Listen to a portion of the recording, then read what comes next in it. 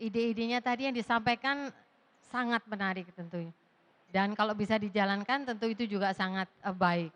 Cuma saya melihat dari ide-ide yang disampaikan tadi kok tidak terlihat atau belum terlalu terlihat sisi manusianya, apalagi sisi yang lebih spesifik untuk perempuan, anak, dan orang-orang kaum yang terpinggirkan, yang rentan. Jadi saya melihat ini belum mempertimbangkan mereka dan mereka ini masih menjadi objek pembangunan, belum menjadi subjek gitu ya. Nah, kenapa sih perempuan, anak dan mereka-mereka yang terpinggirkan harus dipertimbangkan secara khusus? Tentu harus dipertimbangkan secara khusus. Kenapa? Karena peran mereka sangat berbeda.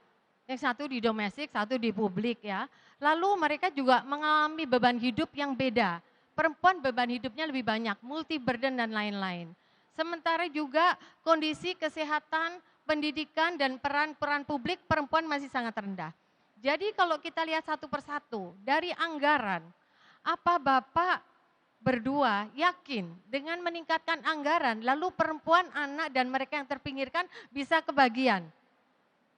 Kenapa? Karena kalau kebutuhan mereka secara khusus tidak dipertimbangkan, mana mungkin gitu ya. Lalu berikutnya lagi, di new economy, ada green economy, blue economy, digital economy. Yang ini semua belum menunjukkan atau belum melihat manusianya. Dari penelitian kami, itu di green economy itu perempuan banyak sekali tenaga kerja di sana.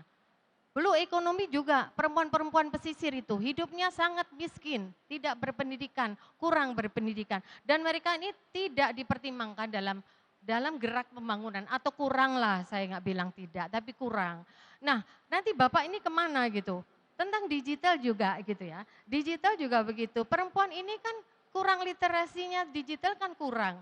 Dia bukan hanya bisa terbantu dengan adanya pemasaran digital dari ekonomi kreatif mereka, tapi mereka juga bisa menjadi korban dari digitalisasi yang ekonomi maupun yang non ekonomi. Berikutnya, sikat KKN. Bapak berdua menyampaikan dalam idenya bahwa sikat KKN itu mulai dari pendidikan. Siapa yang memberikan pendidikan sejak dini? Kalau bukan perempuan, ya, ibu dan juga guru-guru PAUD itu adalah perempuan.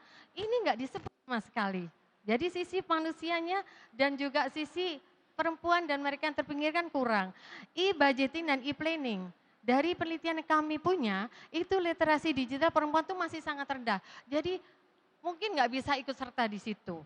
Lalu tentang birokrasi, ya, datanya satu, tapi kalau perempuan dan mereka yang terpinggirkan, anak tidak terlihat, bagaimana mereka juga bisa menikmati pembangunan.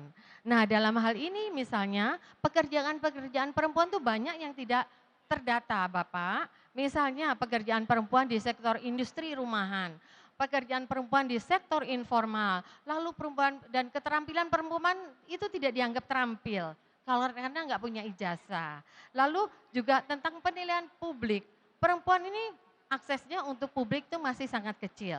Jadi jarang ikut rapat, musrenbang dan lain-lain itu.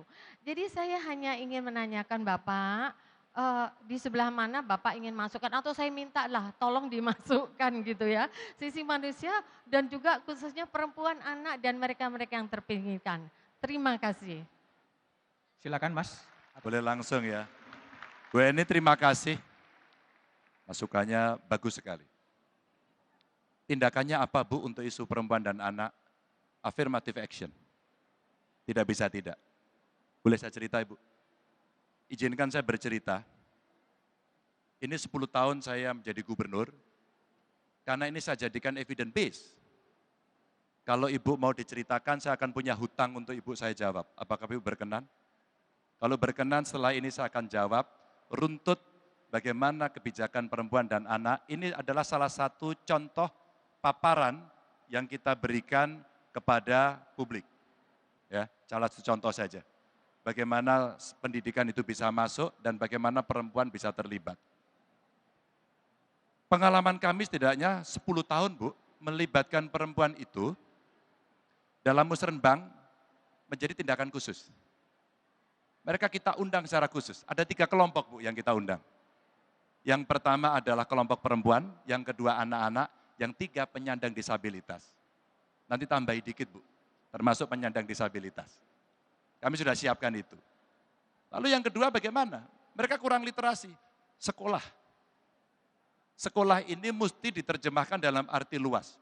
Boleh formal, boleh non formal, boleh informal. Lalu dalam praktek seperti apa? Kalau ada tindakan afirmasi, maka kelompok inilah yang menjadi prioritas. Kami punya kredit, Bu, khusus untuk perempuan. Kami pernah punya pengalaman mengadvokasi seorang perempuan nelayan dari Demak yang protes pada pemerintah. Apa protesnya? Pak, saya minta pekerjaan di KTP saya adalah nelayan. Tidak bisa, Bu. Karena perempuan kemudian diletakkan pada posisi domestik. Sehingga seolah-olah ini digantikan oleh suaminya. Dan si perempuan ini saya suka. Dia tetap bertahan, gimana caranya? Karena dia gagal di desanya, dia gagal di kecamatan, dia gagal di kabupatennya, maka dia ketemu saya. Jadi saya kasih contoh yang konkret saja. Maka pada saat itu kemudian saya sampaikan, Dinas Kependudukan, besok kamu tulis dan harus besok sudah jadi. KTP-nya dia pekerjaan nelayan. Bu, apa yang terjadi? Akhirnya si perempuan ini mendapatkan akses modal, dia mendapatkan pelatihan hanya karena satu kata saja. Pekerjaannya adalah nelayan. Ini contoh yang bagus, bahkan tidak sampai di situ. Kami mendorong bagaimana penurunan stunting, menurunkan AKI AKB, ya, dan bagaimana anak bisa tumbuh kembang dengan baik. Kita dorong dengan program perhatian pada ibu hamil. Kami kasih nama Nginceng Wong Meteng. Nginceng Wong Meteng ini adalah perhatian pada ibu hamil. Apakah kandungannya sehat, apakah gizinya cukup, apakah periksa rutin. Kalau jawabannya iya, apakah risti dia? Kalau jawabannya dia risti, maka ini mesti menjadi perhatian utama. Kalau dia jadi perhatian utama, maka dia mendapatkan perlakuan khusus. Sehingga dia akan bisa mendapat akses untuk bisa mendapat pemeriksaan rutin, mendapatkan gizi yang cukup sampai lahir. Maka kita dorong kampus waktu itu dengan program One Student One Client. Program ini sebenarnya bisa kita angkat ke nasional untuk menurunkan itu. Sampai kemudian dia lahir, maka AKB-nya, angka kematian bayi, balita, kita bisa tekan. Maka ibu-ibu kita edukasi dengan literasi yang cukup, harus ASI, harus ASI. Maka ketika itu sudah selesai, inilah yang akan masuk. Jadi sebenarnya cukup banyak akses yang diberikan, tapi dengan waktu yang terbatas, tentu pertanyaan menjadi hutang saya untuk menjelaskan.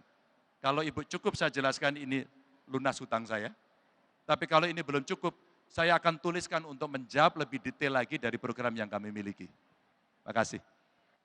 Pak Mahfud mau menambahkan pertanyaan dari Prof. Emli soal perempuan dan Ya, disabilitas. sebenarnya yang disampaikan oleh Bapak calon presiden tadi itu berlaku untuk semua warga negara Indonesia laki-laki maupun perempuan. Tetapi kita tahu selama ini perempuan itu perannya dianggap kurang.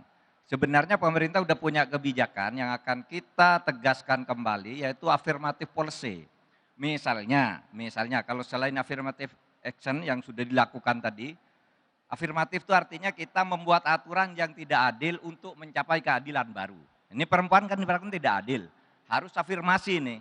Di berbagai negara misalnya dikatakan anggota parlemen minimal harus sekian perempuan.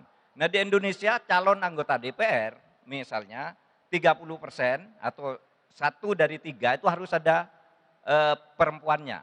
Nah, itu afirmatif policy-nya sudah ada dan di dalam praktek juga. Di dalam praktek kan sudah bisa jadi presiden, sudah jadi bupati, kemudian bahkan kalau wisuda di kampus-kampus, itu yang paling banyak perempuan dan biasanya yang cum laude itu kalau dari 10, 8 itu perempuan biasanya. Di kampus-kampus ya, saya lama mewisuda orang gitu, di kampus-kampus itu.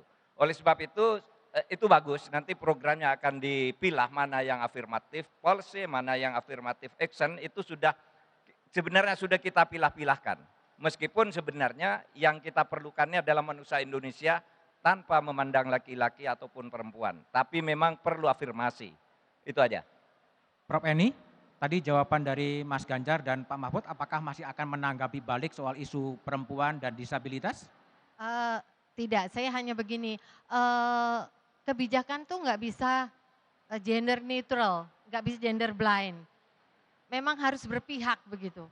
Jadi mohon sih kalau berkenan itu di situ memang harus eksplisit disebutkan gitu. Jadi orang jelas. Karena kita nggak bisa mengatakan ini berlaku untuk semua orang, nggak bisa karena kenyataannya memang tidak sama gitu. Seperti di SDGs tujuan pembangunan berkelanjutan itu juga ada poin khusus tentang gender equality, tentang apa, poverty.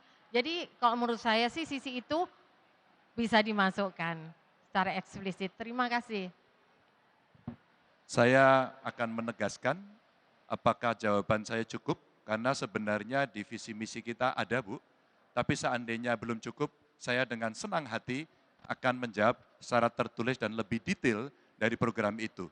Saya akan tawarkan pada Ibu, kira-kira apakah jawaban ini cukup atau saya harus menjawab lagi di luar panggung ini. Kalau iya, saya akan tuliskan lebih detail. Tidak usah di luar panggung aja, cuma nanti dimasukkan, mohon dimasukkan.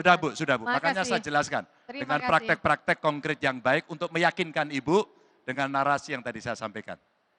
Cukup? Selesai ya Bu ya? Saya nggak punya hutang ini berarti. Terima kasih.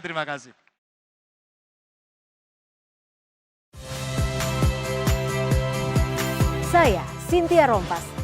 Saksikan program-program Kompas TV melalui siaran digital, pay TV, dan media streaming lainnya.